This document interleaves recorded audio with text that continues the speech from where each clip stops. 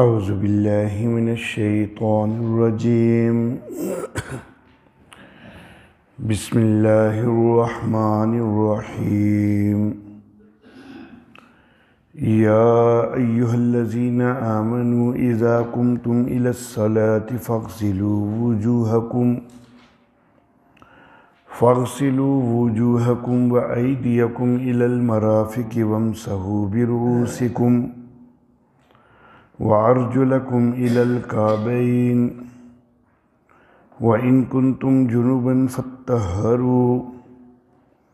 وَإِن كُنتُمْ مَرْضَىٰ أَوْ عَلَىٰ سَفَرٍ أَوْ جَاءَ أَحَدٌ مِّنكُم مِّنَ الْغَائِطِ أَوْ لَامَسْتُمُ النِّسَاءَ فَلَمْ تَجِدُوا مَاءً فَتَيَمَّمُوا صَعِيدًا طَيِّبًا فَامْسَحُوا بِوُجُوهِكُمْ وَأَيْدِيكُمْ مِنْهُ مَا يُرِيدُ اللَّهُ لِيَجْعَلَ عَلَيْكُمْ مِنْ حَرَجٍ وَلَٰكِنْ يُرِيدُ لِيُطَهِّرَكُمْ وَلِيُتِمَّ نِعْمَتَهُ عَلَيْكُمْ لَعَلَّكُمْ تَشْكُرُونَ صدق اللہ مولانا العلی العظیم وبلغنا نبیہ ورسولہ الکریم۔ اے ایمان والو، جب تم نماز کے لیے اٹھو تو اپنے چہروں کو دھو لیا کرو اور اپنے ہاتھوں کو کہنیوں تک اور اپنے سروں کا مسح کرو اور اپنے پاؤں کو ٹخنوں تک، اور اگر تم جنابت میں ہو تو خوب پاکیزگی حاصل کرو، اور اگر تم بیمار ہو یا سفر پہ ہو یا تم میں سے کوئی قضائے حاجت سے آئے یا تم نے عورتوں کو چھوا ہو، پھر تم پانی نہ پاؤ تو تیمم کر لو، تو قصد کر لو پاکیزہ مٹی کا، بس اس کے ساتھ ملو اپنے چہروں کو اور اپنے ہاتھوں کو۔ اللہ تم پر کوئی تنگی نہیں چاہتا، اور لیکن وہ چاہتا ہے کہ تم کو پاکیزہ کرے، اور تاکہ اپنی نعمت کو تم پر پورا کرے، تاکہ تم شکر گزار ہو جاؤ۔ محترم احباب، اسی آیت مبارکہ کا جو ابتدائی حصہ ہے وضو کے حوالہ سے، اس کے متعلق گزشتہ 3 دروس میں کافی باتیں میں عرض کر چکا ہوں۔ آیت مبارکہ میں وضو کے بعد غسل اور پھر تیمم کا بھی تذکرہ ہے۔ تو آج کے درس میں انشاءاللہ ہم ان دونوں چیزوں کے متعلق بات کرتے ہیں۔ اللہ فرما رہے ہیں وَإِن كُنتُمْ جُنُبًا فَاطَّهَّرُوا، اور اگر تم جنابت میں ہو تو خوب پاکیزگی حاصل کرو۔ جنابت اس کیفیت کو کہتے ہیں کہ جب انسان کے اوپر غسل واجب ہو چکا ہے۔ غسل کن چیزوں سے واجب ہوتا ہے؟ تو یہ 4 چیزیں ہیں جن سے غسل واجب ہوتا ہے انسان پر۔ پہلی چیز ہے التقائے خطانین۔ التقائے خطانین کا مطلب یہ کہ 2 شرمگاہوں کا مل جانا۔ مل جانے کی مقدار کہ مرد کا حشفہ کا جو حصہ ہے تو یہ عورت کے عضو میں جا چکا ہو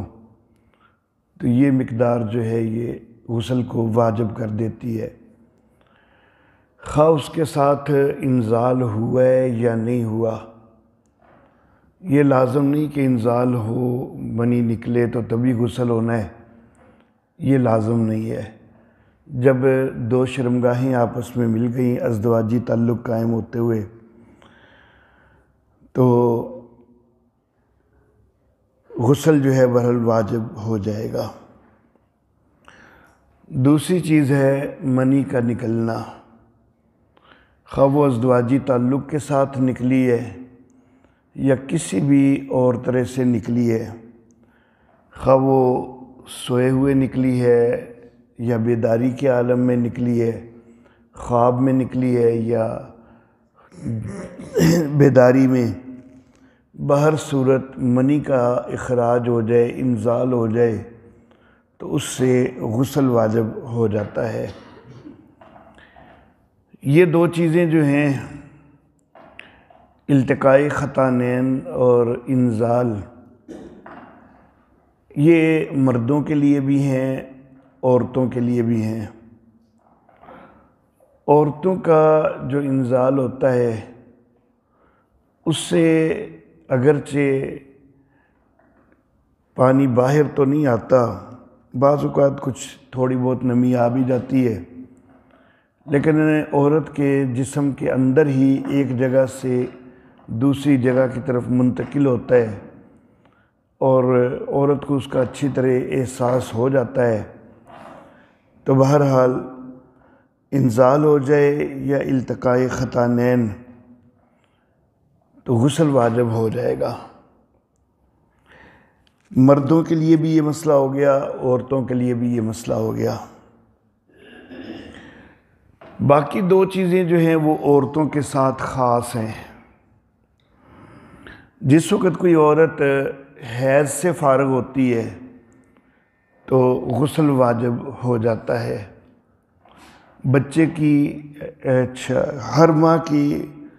جو ہے جو عادت ہوتی ہے عورتوں کی کہ ان کا کچھ خون آتا ہے، تو جس وقت وہ اس خون سے پاک ہو جائیں تو غسل واجب ہو جائے گا۔ چوتھی چیز ہے نفاس سے جس وقت عورت پاک ہو تو اس پر بھی غسل واجب ہوتا ہے۔ بچے کی ولادت کے بعد جو خون عورت کو آتا ہے تو وہ نفاس اس کو کہتے ہیں۔ جب اس سے پاکیزگی ہو جائے، جب وہ خون بند ہو جائے تو غسل واجب ہوتا ہے۔ حیض کی کم از کم مقدار 3 دن ہوتی ہے اور زیادہ سے زیادہ مقدار 10 دن ہوتی ہے۔ نفاس کی کم از کم مقدار کوئی بھی نہیں ہے، زیادہ سے زیادہ مقدار اس کی 40 دن ہے۔ نفاس کی جو زیادہ سے زیادہ مقدار ہے 40 دن، تو اس مقدار کے شہرت کی وجہ سے بہت سارے لوگوں میں یہ غلط فہمی ہو گئی کہ پورے 40 دن جب ہوں گے تو تبھی عورت کے اوپر غسل واجب ہوگا اور تبھی اس نے پھر نمازیں وغیرہ شروع کرنی ہے، حالانکہ یہ بات درست نہیں ہے۔ جس وقت بھی خون آنا بند ہو جائے، جس طرح حیض کا خون آنا 10 دن سے پہلے بھی بند ہو جاتا ہے، تو جب خون آنا بند ہو جائے تو بس اس کے بعد غسل واجب ہو جائے گا اور نمازیں وغیرہ ادا کرنی ہوں گی۔ اگر رمضان ہے تو روزے بھی رکھنے ہوں گے۔ میں نے بتلایا کہ نفاس کی کم از کم مقدار کوئی بھی نہیں ہے۔ بعض اوقات بچے کی ولادت پہ بہت معمولی خون آنے کے بعد ہی بند ہو جاتا ہے، اگرچہ ایسا معاملہ بہت کم کبھی ہوتا ہے، لیکن بہرحال امکان اس کا ہوتا ہے کہ بس معمولی خون آئے اس کے بعد خون ختم ہو جائے تو پھر وہ اسی وقت جو ہے وہ غسل واجب ہو جائے گا، اسی وقت اس کی نمازیں وغیرہ شروع ہو جائیں گی۔ اس کے لیے وہ جو معروف اصطلاح ہمارے علاقے میں ہے چھلا نہ آنا، تو اس کو جو 40 دن کے بعد ہی سمجھا گیا ہے تو وہ غلط ہے۔ وہ کسی دن بھی ان 40 دن کے اندر کسی دن بھی اگر خون آنا ختم ہو چکا ہے تو بس وہ نہایا جائے گا، غسل کیا جائے گا اور نمازیں وغیرہ پڑھی جائیں گی۔ تو بہرحال یہ 4 چیزیں ہیں جن سے غسل واجب ہوتا ہے۔ غسل، اس کے فرائض کیا ہیں، اس حوالے سے اسی آیت مبارکہ میں ایک لفظ ہے فَاتَّطَہَّرُوا، کہ خوب پاکیزگی حاصل کرو۔ تو غسل کا اصل فرض جو ہے وہ یہی ایک ہے جو قرآن حکیم نے ذکر کیا ہے کہ خوب پاکیزگی حاصل کرو۔ اب یہ خوب پاکیزگی حاصل کرنا جو ہے، اس کے لیے سارا جسم جو ہے اس کے اوپر ہر جگہ پر پانی پہنچانا، تو اس کو اچھی طرح ملنا یہ ضروری ہو جائے گا خوب پاکیزگی حاصل کرنے کے لیے۔ 2 جگہ ایسی ہیں کہ جن کے متعلق کوتاہی ہونے کا امکان ہو سکتا ہے کہ بندہ سارے جسم کو اچھی طرح دھوئے، اچھی طرح اس کے اوپر پانی بہائے، جسم کو ملے، لیکن ناک کے صرف باہر تو پانی لگے اور ناک کے اندر پانی نہ جائے،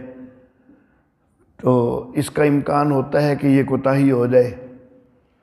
یا سارے جسم کے اوپر پانی تو اچھی طرح ڈالے لیکن کلی نہ کرے، منہ کے اندر سے جو ہے وہ پانی کو نہ گزارے اور منہ کے اندر سے صفائی پانی کے ساتھ نہ کرے، تو اس کا امکان موجود ہوتا ہے۔ تو اس لیے فقہاء نے پھر اصل فرض تو تھا ایک ہی کہ خوب پاکیزہ ہو جاؤ۔ اب اس خوب پاکیزہ ہونے کے تحت پھر فقہاء نے 3 چیزیں ذکر کر دی۔ ایک یہ کہ سارے جسم کے اوپر پانی اچھی طرح پہنچایا جائے ہر جگہ پہ، دوسرا یہ کہ کلی کی جائے، تیسرا یہ کہ ناک میں پانی ڈالا جائے۔ تو یہ 3 جو ہیں وہ فرض قرار دیے جاتے ہیں، اگرچہ اصل چیز یہی ہے کہ خوب پاکیزہ حاصل کرو، اور اس خوب پاکیزگی کی تفصیل جو ہے وہ ان 3 چیزوں میں آ جائے گی۔ کلی جو ہے، روزہ اگر ہو تو پھر تو صرف کلی کی حد تک ہی ہوگا، لیکن اگر روزہ وغیرہ نہیں ہے کسی کا تو پھر غرغرہ کرنا جو ہے یہ درست ہوگا، پھر غرغرہ کرنا چاہیے تاکہ خوب اچھی طرح جو ہے جہاں تک منہ کے اندر پانی جا سکتا ہے وہ چلا جائے۔ تو پورے جسم کے اوپر اچھی طرح پانی بہانا، پہنچانا، کلی کرنا، ناک میں پانی ڈالنا، تو یہ غسل کے فرائض ہیں۔ غسل کا مسنون طریقہ کیا ہے، اور اس حوالے سے پہلے بات میں یہ ذکر کرنا چاہوں گا کہ عام طور پر لوگوں کو یہ غلط فہمی ہوتی ہے کہ یہ مسنون طریقے سے غسل بس اس وقت کرنا ہے کہ جب جنابت میں ہو، جب غسل واجب ہو، لیکن مسئلہ ایسے نہیں ہے۔ جب بھی غسل کریں، جب بھی نہائیں تو مسنون طریقے سے ہی نہانا چاہیے، اسی طریقے سے غسل کرنا چاہیے، خواہ جنابت ہے یا نہیں ہے، غسل واجب ہے یا نہیں ہے، نہانا جب بھی ہے تو وہ جو مسنون طریقہ ہے اس کے مطابق ہی نہانا چاہیے۔ اللہ واللہ، غسل کا جو مسنون طریقہ ہے اس میں سب سے پہلے دونوں ہاتھوں کو دھونا ہے، اس کے بعد استنجا کرنا ہے، تیسری چیز جسم کے اوپر کسی بھی جگہ پر کوئی نجاست لگی ہوئی ہے، غلاظت لگی ہوئی ہے تو اس کو دھونا ہے، چوتھی چیز وضو بنانا ہے، نماز والا وضو، اور پانچویں چیز پورے جسم کے اوپر جو ہے وہ اچھی طرح پانی بہانا اور ملنا۔ تو یہ 5 کام جب ہو جائیں تو یہ غسل مکمل ہو جائے گا مسنون طریقے سے۔ سب سے پہلے دونوں ہاتھ دھونے ہیں، دوسرے نمبر پر استنجا کرنا ہے، تیسرے نمبر پر پورے جسم پر اگر کسی جگہ پر کوئی غلاظت کوئی نجاست لگی ہوئی ہے تو اس کو اچھی طرح دھونا ہے، چوتھے نمبر پر وضو بنانا ہے۔ وضو بنانے کے حوالہ سے میں یہ عرض کرنا چاہوں گا کہ گزشتہ درس میں ہم نے وضو کا جو طریقہ اور اس کے فرائض وہ ذکر کیے تھے۔ تو کلی کرنا اور ناک میں پانی ڈالنا وضو کے طریقے میں تو ہم نے ذکر کیا تھا، لیکن ان کو بحیثیت فرض ذکر نہیں کیا تھا۔ لیکن اب یہاں پر غسل کے دوران جو وضو کرنا ہے تو اس میں کلی کرنا، ناک میں پانی ڈالنا، یہ البتہ ضروری نہیں کہ یہ جس وقت وضو بنا رہے ہیں اسی وقت ہو۔ اگر اس وقت بھول گئے ہیں تو بعد میں جس وقت جسم کے اوپر پانی اچھی طرح بہایا جا رہا ہے اس وقت بھی کلی کر لیں، ناک میں پانی ڈال لیں، تو بہرحال ان کی حیثیت فرض کی ہوگی۔ وضو کے دوران ہی ان کو کر لیں تب بھی ٹھیک ہے، وضو کے دوران اگر رہ جائے تو بعد میں کرنا ان کو ضروری ہوگا، لازم ہوگا، فرض ہوگا۔ پاؤں کا دھونا اس وضو کے دوران، اس کے متعلق فقہا یہ ذکر کرتے ہیں کہ بعض جگہ ایسی ہوتی ہیں کہ غسل کرتے ہوئے نیچے پانی جمع رہتا ہے، تو اگر آپ پاؤں دھوئیں گے تو پھر اسی جگہ پر جہاں پر پانی جمع ہے آپ پاؤں رکھیں گے تو وہ مستعمل پانی اور آلودہ پانی وہ پھر آپ کے پاؤں کو جو ہے وہ بار بار ٹچ تو ہو رہا ہوگا سارا وقت۔ تو اگر پانی نیچے جمع رہتا ہے تو پھر یہاں پر جو وضو جب بنایا جا رہا ہے اس وقت پاؤں دھونے کی ضرورت کوئی نہیں، سارا غسل وغیرہ کر کے تو پھر الگ جگہ پہ جا کے پاؤں دھوئیں تاکہ وہ نیچے جمع شدہ پانی سے متاثر نہ ہوں۔ لیکن دور حاضر میں عموماً جو غسل خانے ہوتے ہیں تو ان کے اندر ڈھلان بنی ہوتی ہے اور پانی جو ہے وہ ساتھ ساتھ نکلتا جاتا ہے، پانی نیچے اتنا جمع کوئی نہیں رہتا۔ تو یہاں پر اسی وضو کے دوران ہی جو ہے وہ پاؤں بھی دھو لیے جائیں اور بعد میں بہرحال پورے جسم کے اوپر اچھی طرح پانی بہایا جائے اور جسم کو ملا جائے۔ عام طور پر یہ کان کے جو اوپر والا حصہ ہے اس کے اندر کی جو جگہ ہے تو یہ اوپر سے صرف پانی بہائیں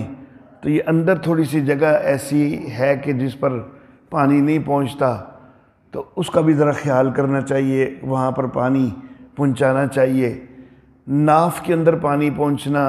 یہ بھی کئی دفعہ چھوٹ جاتا ہے، تو اس لیے انگلی وغیرہ ناف میں بھی جو ہے وہ مارنی چاہیے اور پانی اس میں بھی پہنچانا چاہیے۔ تو بہرحال یہ غسل کا طریقہ اور غسل کے جو فرائض ہیں وہ ذکر ہو چکے، غسل کن چیزوں سے واجب ہوتا ہے وہ بھی میں ذکر کر چکا۔ اس کے بعد ہم تھوڑی سی بات تیمم کے حوالہ سے کرتے ہیں۔ تیمم اس وقت ہوتا ہے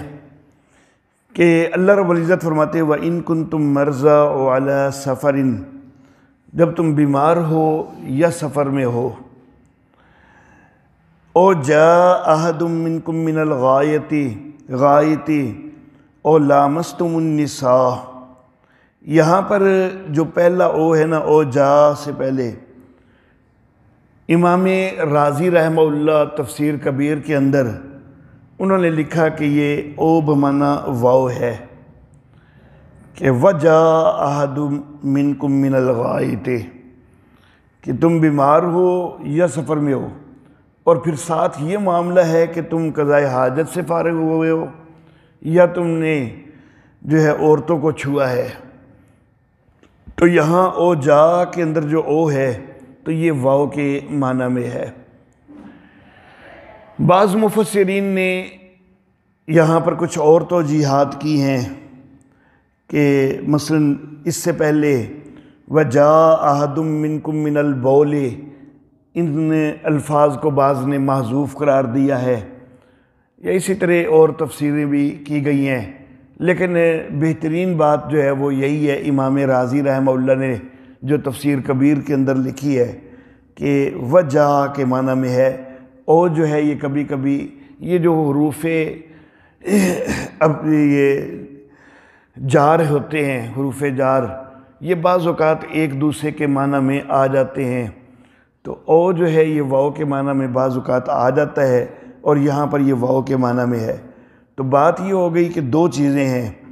بیماری میں ہو اور دوسری چیز سفر میں ہو۔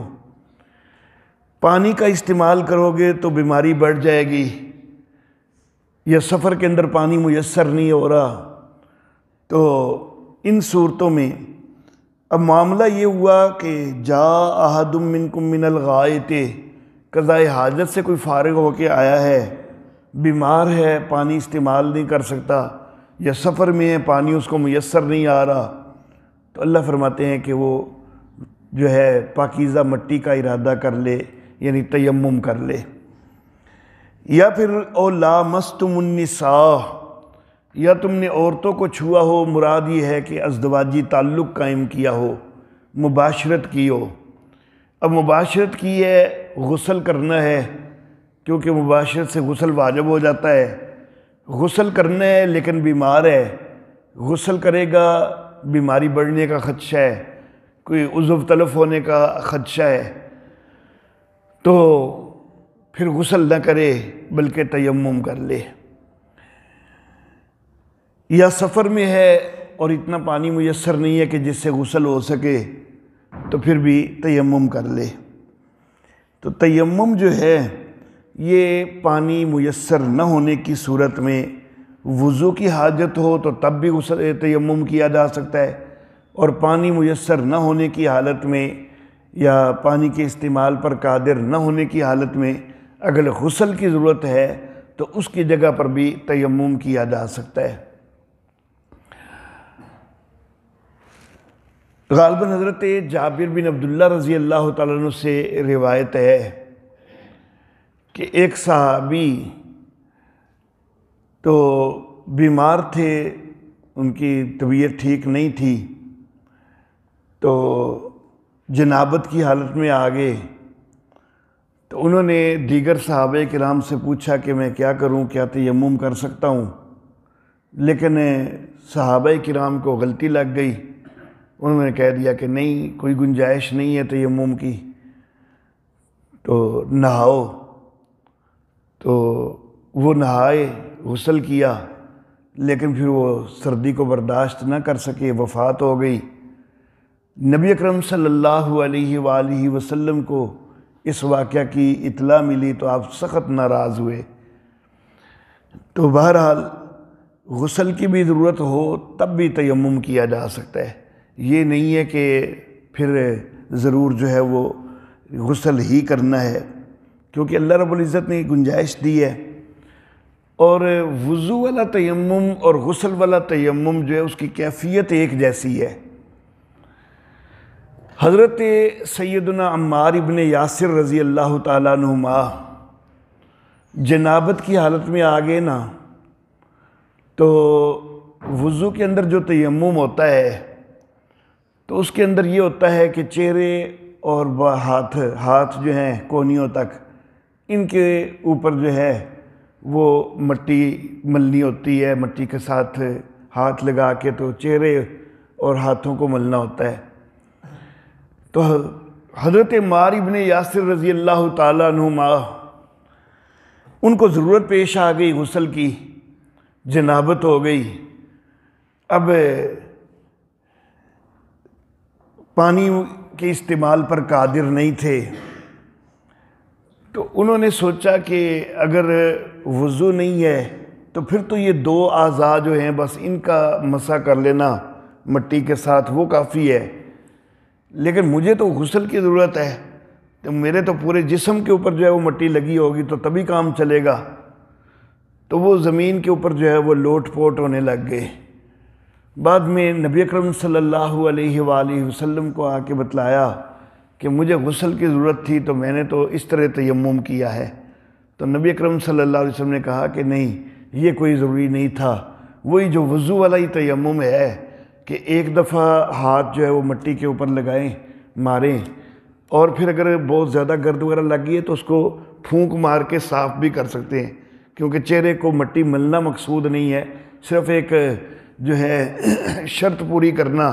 وہ بس مقصود ہے کہ مٹی کو ہاتھ مارا گیا ہے۔ تو اگر مٹی زیادہ لگ گئی ہے کہ جس سے چہرہ وغیرہ جو ہے اس کے اوپر وہ ملی جائے گی تو پھونک بھی ماری جا سکتی ہے، اس کو صاف کیا جا سکتا ہے۔ تو ایک دفعہ مٹی پہ مار کے چہرے کو اچھی طرح مل لیا جائے، اور دوسری طرف مٹی کو مار کے دونوں ہاتھوں کو جو ہے کونیوں سمیت اچھی طرح مل لیا جائے، تو یہی تیمم جو ہے یہ وضو کا بھی ہے، اور یہی تیمم جو ہے یہ غسل کا بھی ہے۔ بازوؤں اور ہاتھوں کو ملنے کے لیے عام طور پر یہ طریقہ بتلایا جاتا ہے کہ 3 انگلیاں جو ہیں ان کو الگ رکھ لیا جائے، اور بائیں ہاتھ کی 3 انگلیوں کو ان کے پیچھے رکھ کے اس طرح کونی تک لے کے جائیں، اور پھر یہ 3 انگلیاں ہٹا دیں اور 2 انگلیوں کے ساتھ جو ہے وہ اگلے حصے کو جو ہے نا ایسے ملیں۔ تو یہ پھر اسی طرح جو ہے نا بائیں ہاتھ سے بھی کریں۔ تو لیکن یہ جو ہے یہ صرف علماء نے اس لیے بتایا کہ سارے کے اوپر پوری طرح جو ہے وہ ہاتھ لگ جائے، باقی اگر یوں کر کے بھی کر دیا ہے تو بہرحال تیمم اس سے بھی ہو جائے گا۔ ضروری نہیں کہ 3 انگلیاں ایسے کی جائیں، یہ لازم نہیں ہے، کوئی فرض نہیں ہے، یہ صرف علماء نے ایک طریقہ ایک بتلایا کہ جس سے زیادہ جو ہے نا وہ امکان ہے کہ پورے کے اوپر جو ہے نا وہ ہاتھ اچھی طرح پھر جائے گا۔ پانی میسر نہ ہونا، اس کی ایک صورت یہ بھی ہو سکتی ہے کہ پانی قریب موجود ہی کوئی نہ ہو، دوسری صورت یہ کہ قریب موجود تو ہے لیکن بندہ بیمار ہے، اور اگر پانی کا استعمال کرے گا تو بیماری بڑھنے کا خدشہ ہے، تیسری صورت یہ کہ پانی ہے تو صحیح لیکن بڑا تھوڑا ہے، اور بندہ مثلا سفر وغیرہ میں ہے اور تھوڑا سا پانی موجود ہے، اور یہ بھی خیال ہے کہ آگے پینے وغیرہ کے لیے بھی ضروری ہوگا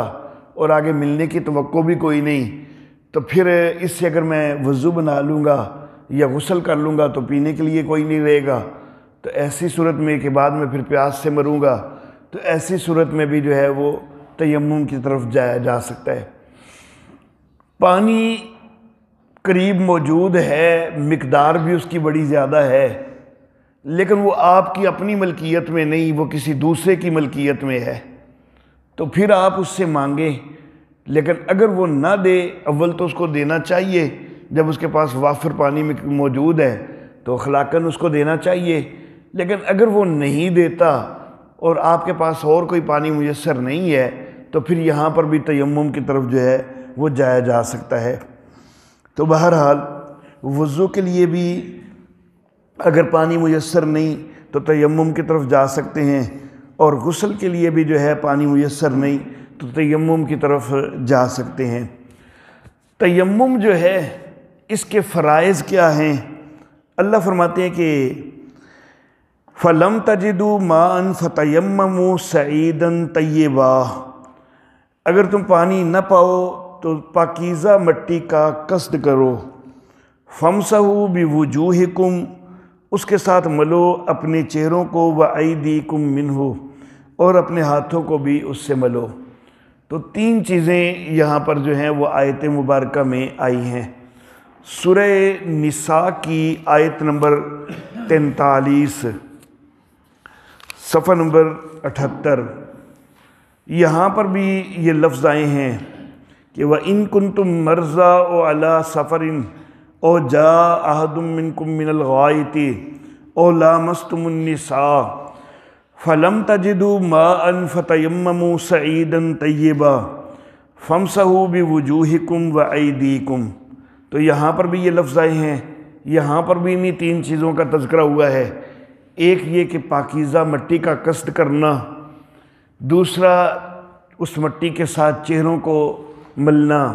اور تیسرا اس کے ساتھ ہاتھوں کو ملنا۔ تو یہ 3 چیزیں جو ہیں یہ تیمم کے اندر فرض قرار دی جائیں گی۔ قصد کرنا مراد ہے نیت کرنا،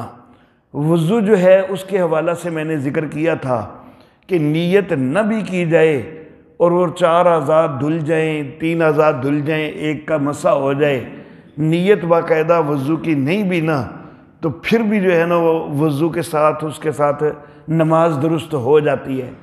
لیکن تیمم کے اندر چونکہ تیمم کا تو معنی ہی نیت کرنا ہے،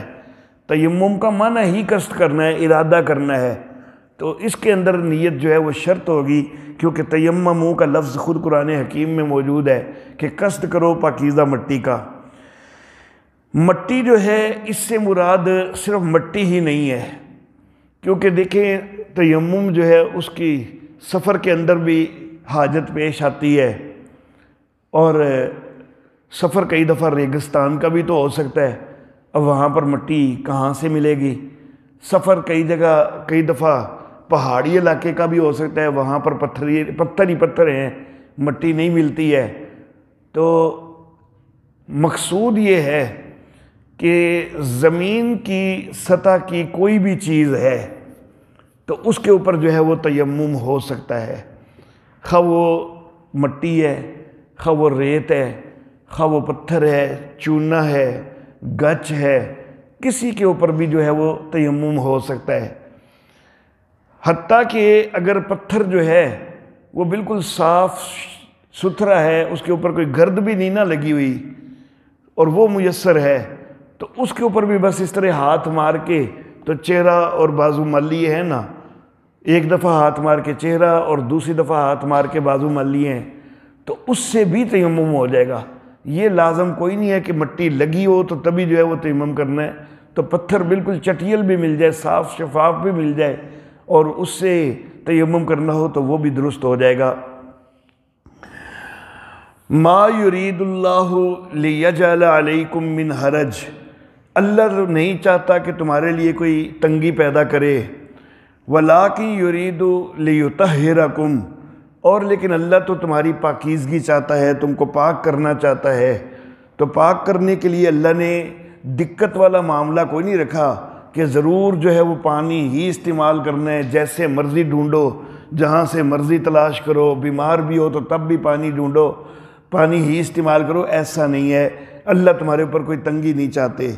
ہاں پاک کرنا چاہتے ہیں تو پاکیزگی کے لیے وضو بھی پاکیزگی کے لیے ہے، غسل بھی پاکیزگی کے لیے ہے،